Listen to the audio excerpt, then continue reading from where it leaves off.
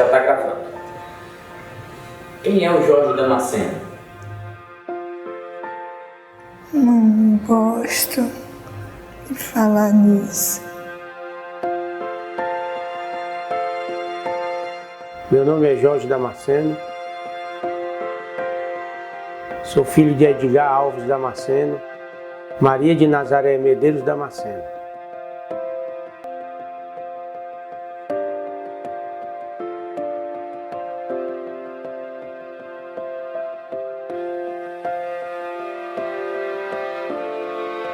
Hoje eu tenho 54 anos de idade, sou um dependente químico em recuperação e tenho orgulho e sou feliz porque deixei de usar droga, deixei de usar o álcool, deixei de me prostituir com mulher e sou um sobrevivente de um mundo que eu não desejo para ninguém. Nasci numa família bonita, uma família feliz. Meu pai uma pessoa maravilhosa, minha mãe uma pessoa também maravilhosa, uma dona de casa, que nasceu para criar família. Meu pai era um empresário, né, que tinha algumas fábricas, tinha uma rede de lojas. Estava começando a vida e iniciando a nossa. E sempre ele me dizia que um dia ele queria me ver na frente dos negócios e pedia para mim estudar. Mas eu gostava de estudar. Só que chegou um dia, nos anos de 1970, na Copa do Mundo, quando o Brasil foi jogar no México e a família se reuniu. E alguém da minha família me disse que eu bebi o meu primeiro gole, que talvez tenha sido a cerveja, né? Mas aos 13 anos, eu já estava fazendo o ginásio, né, que hoje é o Fundamental 2, e o comportamento alcoólico já estava chegando no meu espírito, nos meus comportamentos. Foi quando eu fui passar uma Semana Santa, com alguns primos meus, e lá eles me ofereceram o Rum Montila, mas eu bebi e gostei.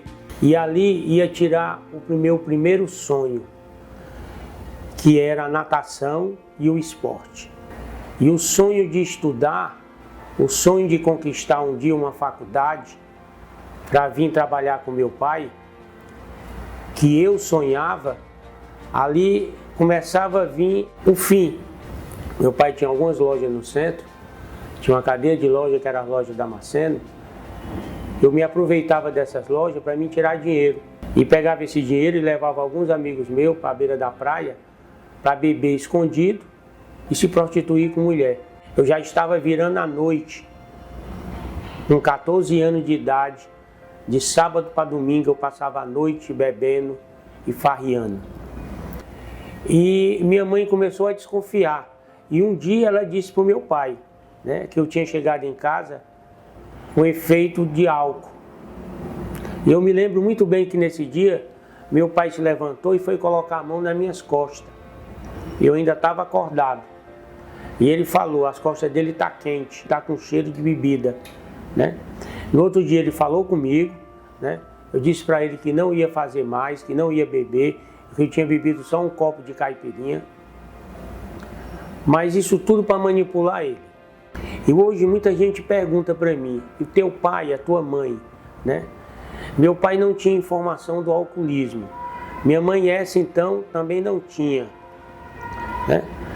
E meu pai fazia o papel de pai, falava, brigava.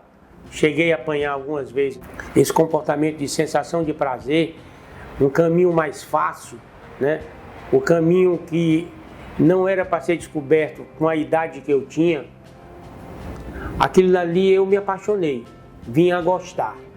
O Jorge não era muito presente com a família, porque o Jorge toda a vida gostou muito de viver na rua, tá entendendo? Era um rapaz de não estar fazendo parte do grupo da gente, das comemorações da gente, algum almoço que tivesse lá em casa.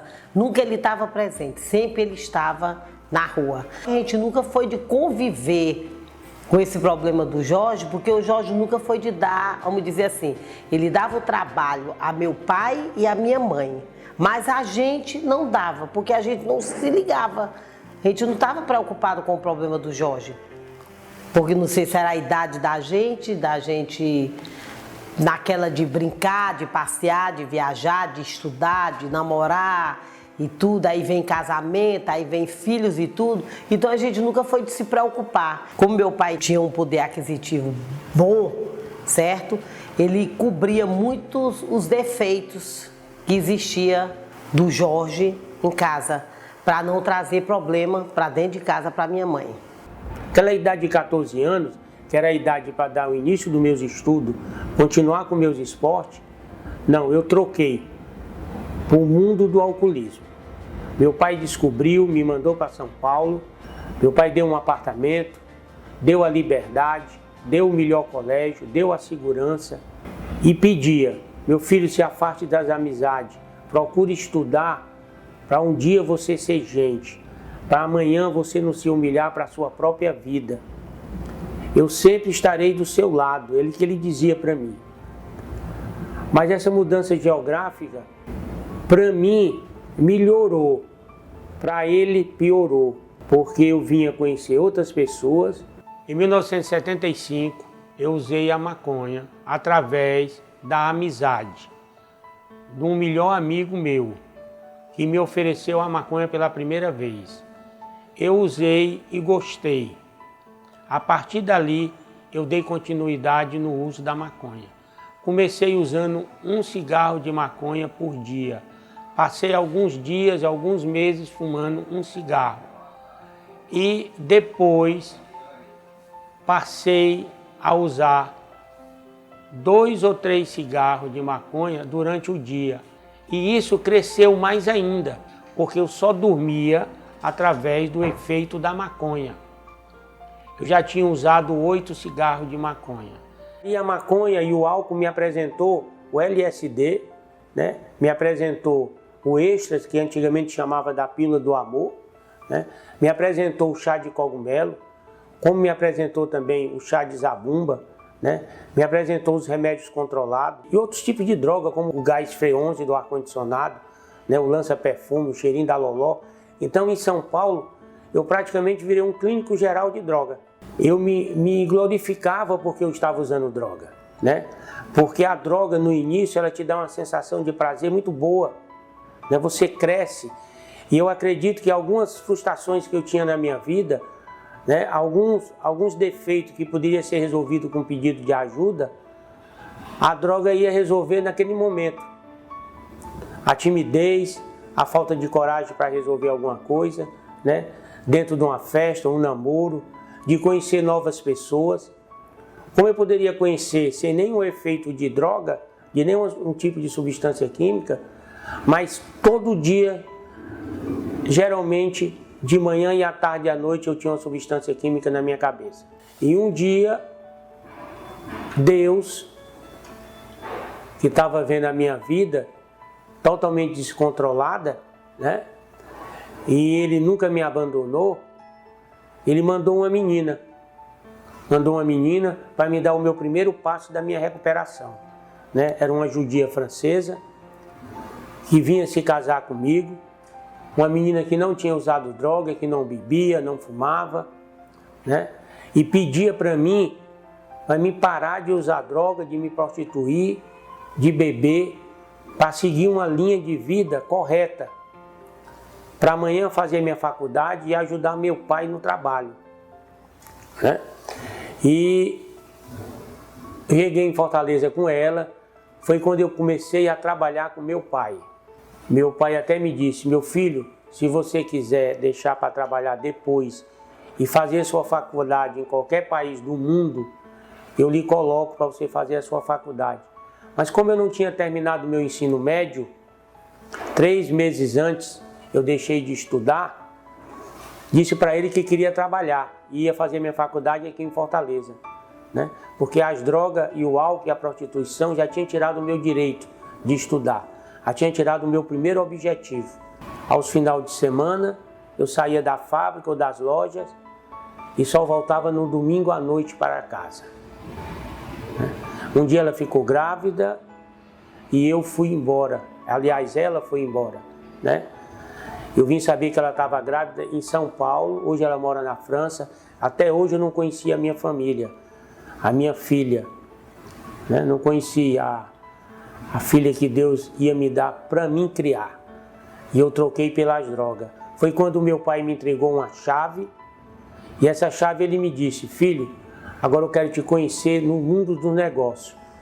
Essa chave é aquele ponto dali da Major Facundo, né? Lá tem um ponto de sapato que só vende produtos Kemp, e você vai começar a sua vida, né? E ali eu fiz as 4 lojas de sapato aqui em Fortaleza, né? A gente tinha alguns pontos fora, como Manaus, Brasília, Natal. Cresci muito, tive muito sucesso no comércio, passei a trabalhar com ele na indústria, né? Comecei a comprar algumas coisas para mim, como prédios, terrenos, comprei casa, né? Fazendo meu patrimônio, mas só que o álcool crescia muito. Todos os finais de semana eu estava bebendo muito, né? Já tinha me casado pela 2ª vez, já tinha um filho chamado Carlos Eduardo, né? Que era o meu sonho ter filho, meu sonho ter família, mas eu nunca consegui segurar uma família, eu nunca consegui amar uma família, porque as drogas me tiravam do caminho. O Jorge era aquele cara que ia pra festa, a gente esperava ele ficar bêbado para poder dar dinheiro a gente pedia dinheiro dele. Era assim, era a alegria. Naquela época a gente não sabia que ainda era uma doença que ele tinha, né? Dele se embriagar e ficar rebolando bolinha, tipo o Silvio Santos. Quem quer dinheiro? Aí juntava todos os sobrinhos na frente dele e ele rebolava os bolinhos de dinheiro pra gente. Ou às vezes a gente pedia, sempre ele dava. Mas era assim aquela pergunta: deixa o tio Jorge ficar bêbado. Tio Jorge não gosto não. Ah, meu Deus do céu, eu pegava do meu tio.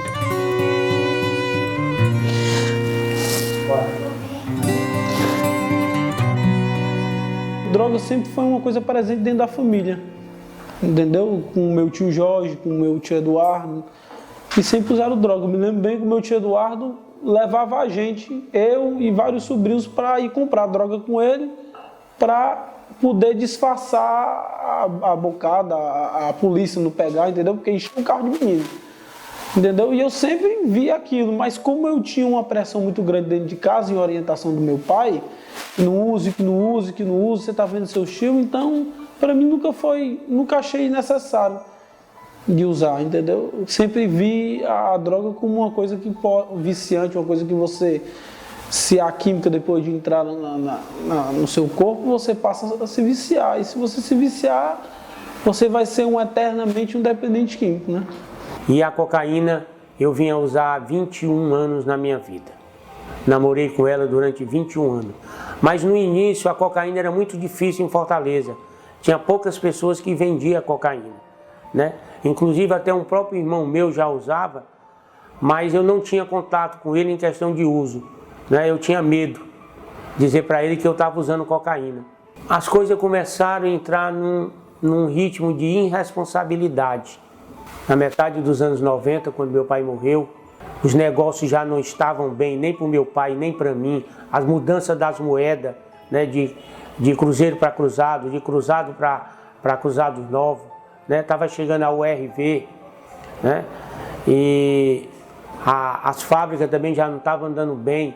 E a minha irresponsabilidade em relação às lojas, porque as lojas eu construí, né, esse foi meu patrimônio, as lojas, o que eu comprei, né, eu já comecei a vender, já comecei a perder, mas eu sempre digo assim que eu tenho vontade de dizer isso, que eu tinha uma virtude muito grande na minha vida, que essa virtude era ajudar os pobres, né? Eu me lembro que eu comecei a pegar meu dinheiro, quando eu vi que eu não estava fazendo mais nada, eu ia para as favelas e comprava 1.800 cestas básicas quase toda semana para dar para os pobres, fazendo festa para os pobres, e as coisas foram terminando. A família também começou a se desfazer, eu já estava só, não procurava ajuda. Me lembro que muita gente queria me ajudar, queria mais voltar para a loja, não queria mais voltar para a família, né? Eu já estava destruído, tinha perdido todos os meus valores, todos, né? Eu já não me amava, sabe? Já não gostava de mim, já não gostava mais de ninguém, né? O meu amor era só mesmo para as drogas. E eu pedi um castigo para mim, que foi morar na rua, né? E eu fui virar mendigo, né? Eu morei 2 anos na rua.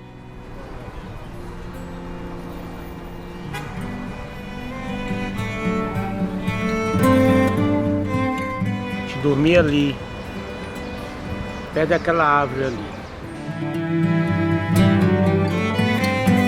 Eu tive noites e dias de tormento com a cachaça, com as drogas. Eu nunca pedi ajuda para sair desse local, né?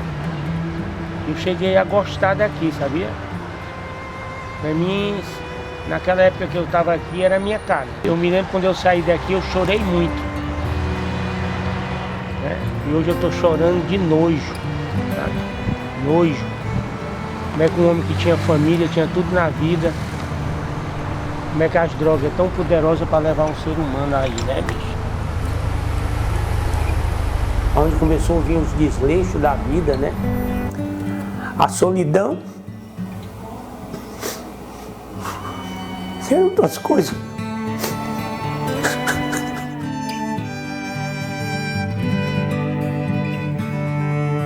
Eu me lembro que eu pedia muito ao meu pai que me ajudasse, né? Pedia muito a Deus. E às vezes eu queria encontrar um motivo por que é que eu estava ali.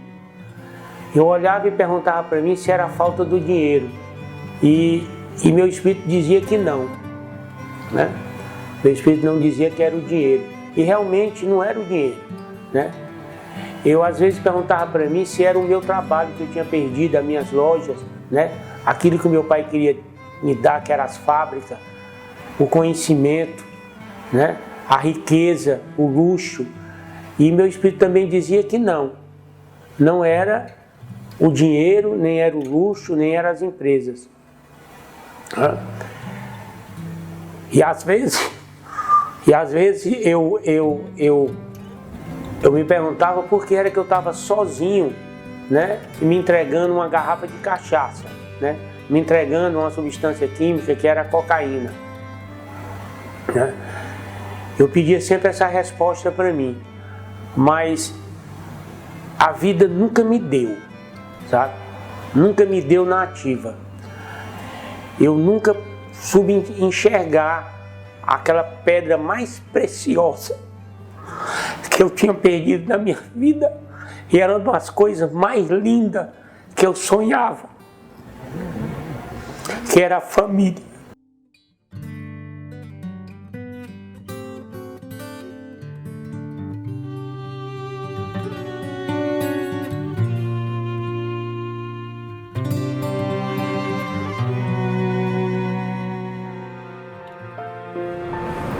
A gente ia pro colher de pau à tarde.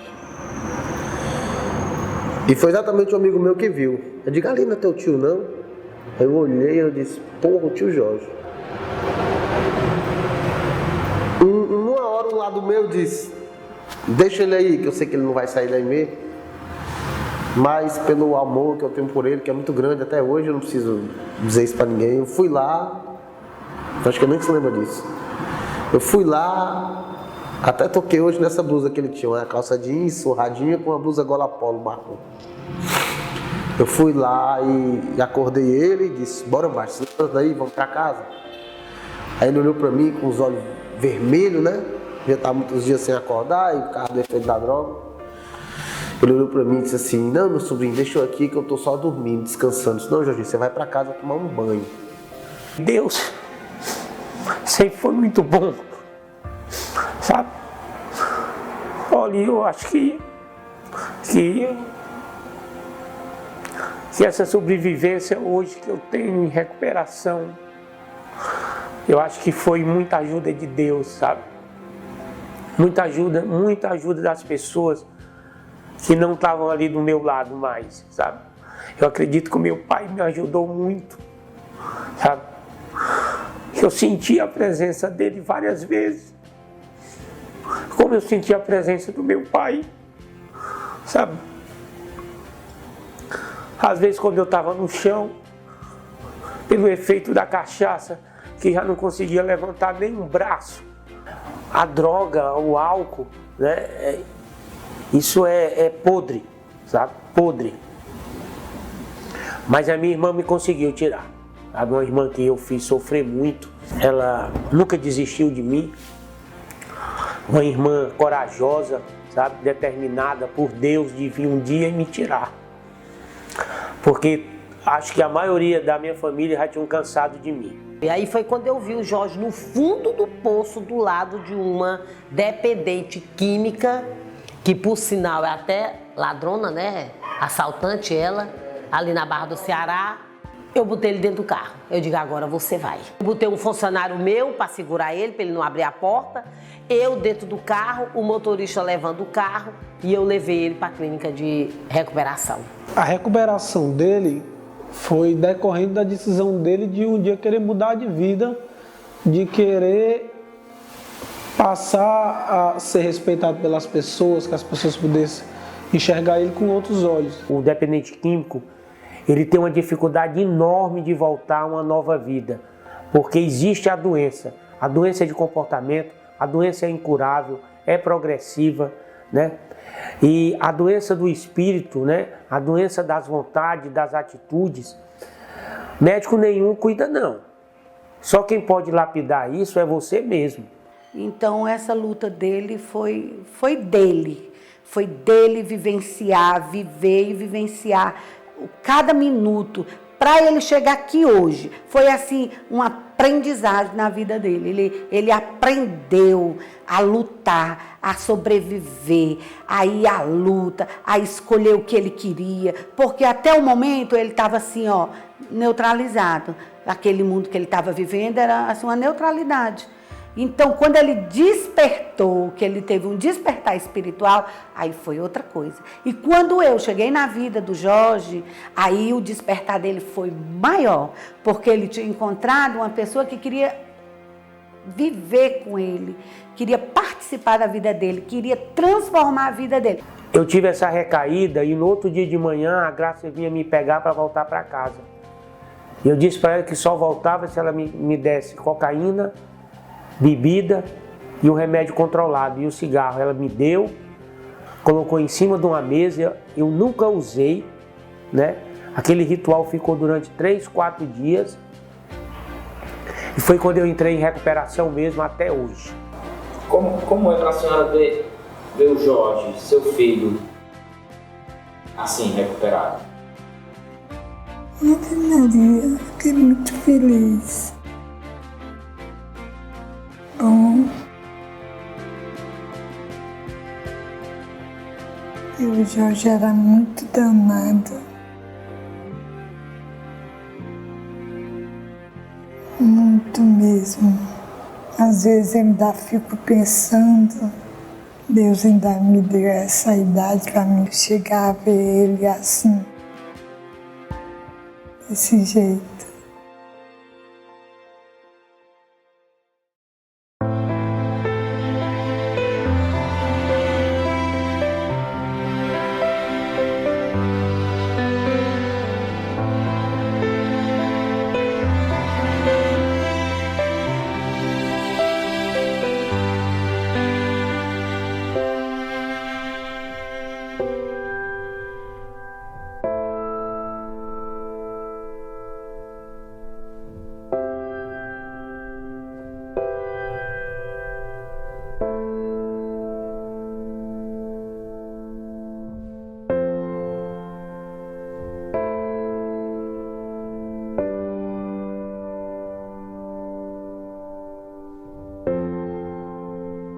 Meu nome é Jorge Damasceno, sou um dependente químico em recuperação, né? Eu acredito que aqui todos aqui têm filhos, alguns têm neto, irmão, mãe e pai, né? Usei droga como a maconha durante 30 anos na minha vida, né? Usei o álcool durante 35. A maconha me levou a cocaína, o LSD, o extra, as anfetaminas, o chá de cogumelo, o chá de zabumba e o diazepam. Acredito que sobrevivei para hoje estar aqui, para levar essa mensagem às pessoas que não conhecem essa ferida. Eu tenho essa ferida porque eu vivenciei ela durante 30 anos na minha vida.